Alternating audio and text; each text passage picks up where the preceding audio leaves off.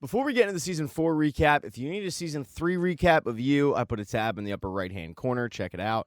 Or a Season 2 or 1 recap. I have them all, so just head to the channel. But in Season 4, we find Joe in London. Now, how did he get there, you ask? Because Season 3 ended in Paris.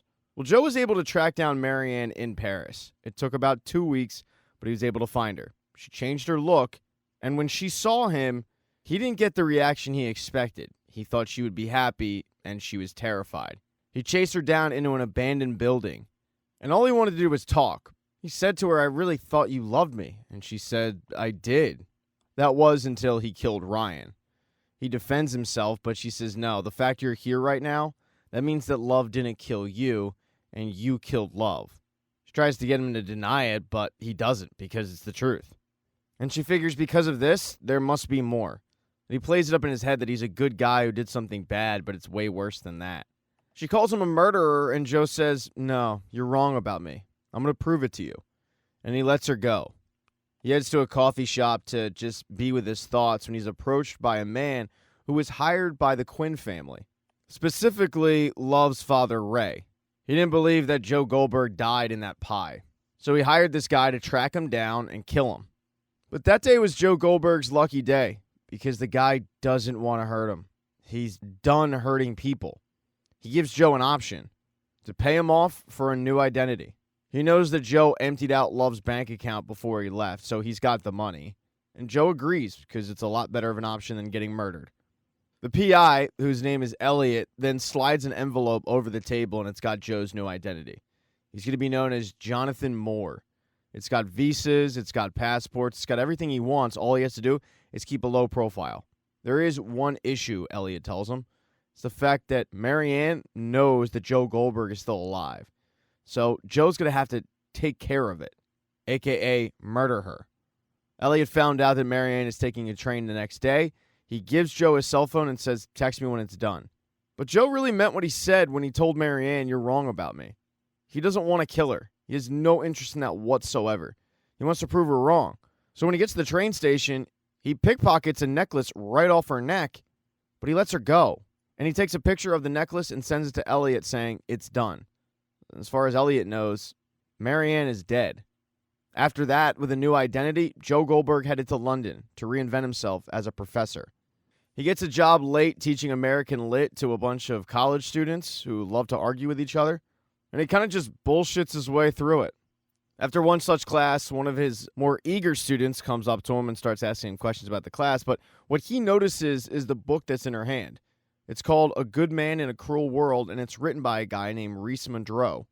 Joe's never heard about this guy, but apparently he's a huge deal in London. His book swept the country, and now people want him to run for parliament, mayor, whatever, but they think that he is going to be the savior. So Joe takes the book, he goes home, he reads it, and he loves it. He's shocked at how much he loves this guy's memoir. But what he's also surprised at is how much he loves London. He loves the fact that people actually read here. They treasure their books. He compares suburbia to hell, but this place is like heaven. There are some drawbacks, though, like a fellow professor named Malcolm Harding. Joe has to kind of be nice to Malcolm because Malcolm did hook him up with an apartment in his building, but Malcolm's just kind of a blowhard. He comes from a very well-to-do family that's pretty close to royalty, and in order to feel some purpose in life, he teaches when he doesn't need to. And he loves reminding people about that, his status in society. What he's really interested in is just partying and being a socialite, while also playing himself off as an academic. Joe hates this guy. Malcolm, though, can't pick up on this, so he keeps inviting Joe out, to which Joe keeps coming up with excuse after excuse on why he can't go out. The truth is, Joe just likes this quiet life he's formed in London. He heads home to his world of books, and he feels like he's living in a Hugh Grant movie. He's also delusional, though. He tells himself that this time it's going to be different. He's not going to become infatuated with anybody. But shocker, he sort of does. Because as he looks outside his window, he sees right into Malcolm's window. And the person he becomes a little bit infatuated with is Malcolm's girlfriend, Kate.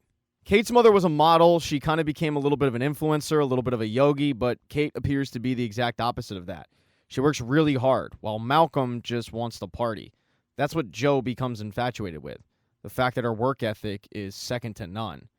He can't figure out what someone like Kate is doing with Malcolm, But he also catches himself. He doesn't want to become infatuated with this woman. Doesn't matter. One particular night, he notices that she is enjoying herself a little too much. And the way that Joe interprets this, Malcolm must not be pleasuring her in the bedroom. Because they live in the same building, though, they do run into each other a little bit. And on one particular night, they're both leaving the apartment at the same time. She's a little bit in front of him, and the whole time Joe is telling himself that there's nothing weird about this. They're just heading the same direction. That's when he sees Kate get mugged by two people. And even though he tells himself not to get involved, he has to. It's a woman getting robbed by two men. He jumps in his car, he blares on the horn, and the two robbers flee. When he goes to check on Kate, it doesn't seem like she's all that upset and all that frazzled. She mentions how the watch that was stolen was something that she hated. She is, however, going to have to call the police. And to that, Joe says, all right, but can you do me a favor? Keep my name out of it. My work visa's a little bit shaky. She doesn't give him much confirmation on it. So he sweats out this police report, thinking the entire time that she absolutely mentioned his name to the police and they're going to look into him. And while Kate didn't seem all that appreciative of the fact that Joe saved her from these two guys, Malcolm is. He's very appreciative. When he hears the story from Kate, he rushes over to Joe's apartment and thanks him profusely. And he wants to repay him. So he's going to invite him out that night to a big socialite party at a new club that is only for rich people. Joe does not want to go. Joe also has no chance. He's getting dragged to this thing. That night, Malcolm, Kate, and Joe head to Sundry House. And it really is this elitist group. Joe's prepared for the vapid egos that he's about to face. He did his research. First person he meets is someone named Lady Phoebe. She's Kate's most famous friend. She's been famous since the age of 15. Everything's documented in the press. But to everybody out there, she portrays herself as the sweetest person in the world. Her boyfriend is an American named Adam Pratt. He's the owner of Sundry House. This kid wasn't born on third base. He was born an inch away from home plate. Daddy's money has paid for his lifestyle, and it allows him to think that he actually works hard when he doesn't. The next person is someone named Blessing Bosede. She's a Nigerian princess, and she's made most of her money in tech, although they all feel like a pyramid scheme. Then there's the Sue siblings. Simon Sue portrays himself as a struggling artist, even though it's all a lie. He comes from money, and he has no idea what it feels like to struggle. His sister Sophie is really smart. She went to Oxford, she went to Harvard, but then she realized she can make a better living being an influencer on the gram, so that's what she does. After witnessing an interaction between Sophie and Malcolm, Joe's pretty sure that Sophie hates Malcolm almost as much as he does. There's also Roald Walker Burton. He's mostly known for his boats, his one-night stands, and one hell of a knife collection. Gemma Graham Green has no filter and is extremely controversial while not giving a single fuck. And finally, the only person at the party that Joe can even stomach is Reese Montrose. He sits down next to Joe and he feels the same way that Joe does about these people. They're vapid, they're self-absorbed. He's the only guy at the party that Joe doesn't outright hate already. They have a short chat about how much Joe liked his book, but Joe realizes he's getting a bit too drunk. He's probably got to head home, so he tries to do that, and when he stands up, he realizes just how drunk he actually is. On his way out, he gets stopped by Phoebe, Gemma, and Kate. They hand him some absinthe. He drinks it, not knowing what it is, and boy, would that become a mistake. They start asking for his life story, where he came from, what he's doing there. Gemma and Phoebe seem to be friendly. Kate, on the other hand, seems to be pretty combative. Suspicious about who this mystery American is.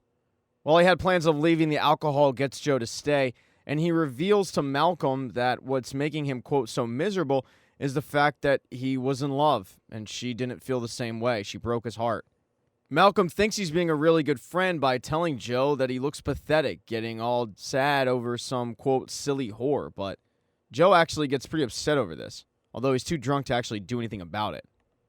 Joe stays at the party, but his condition's getting worse and worse until eventually he wakes up the next day with a very colorful coat that isn't his, having no idea how he got back to his apartment.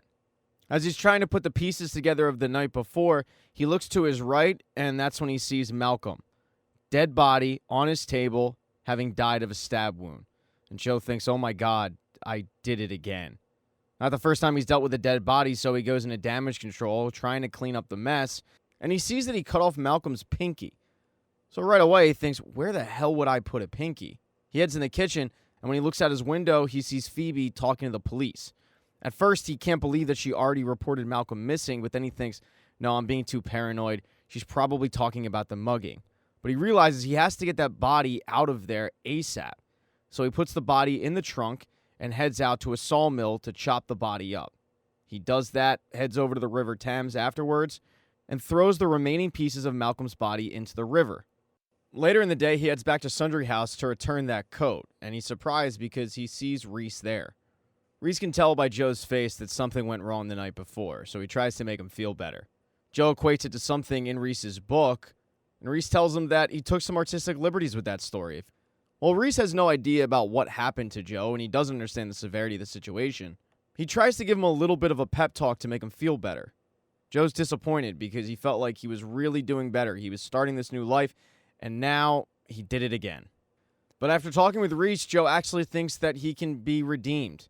He then heads off to work at the university where he runs into Kate.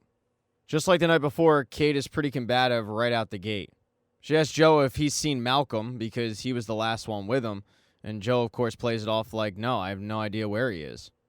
She then invites him to dinner that night. They're having a soiree for Simon, who's opening up a new art show. She also does not take no for an answer. She tells Joe that Phoebe insisted he be invited. She really took a liking to him, even though it's clear that Kate has not. She's very suspicious and makes it known to Joe that she doesn't trust him yet. That's going to have to be earned. Right before she does leave, though, she puts Joe's mind at ease by telling him she told the police she had no idea who saved her. And then she says, I'll see you tonight. That night, Joe heads to the soiree, but before he heads in, he gets an interesting message on a cryptic app. It's one of these apps that the elitists use because after you read the message, it disappears. The message says, you surprised me handling Malcolm like that. Here I thought when I left him on your table, you'd go down for my sins. You're not who I figured you for. So who are you? The good news for Joe is he knows that he didn't kill Malcolm. The bad news is he knows that he's about to go to dinner with a bunch of people, and one of them did. One of them wanted Malcolm dead, and one of them pinned it on Joe. So who is it? Thank you so much for checking out this recap. Please consider subscribing to the channel and subscribing to my Patreon. Hit thumbs up if you liked it. Smash that thumbs down button if you thought it sucked. If you left a comment, I don't get back to you. I usually don't check the comments unless they're like a super comment. Also, if you don't see the next video up on the end screen, not to worry, it'll be up in a day or two.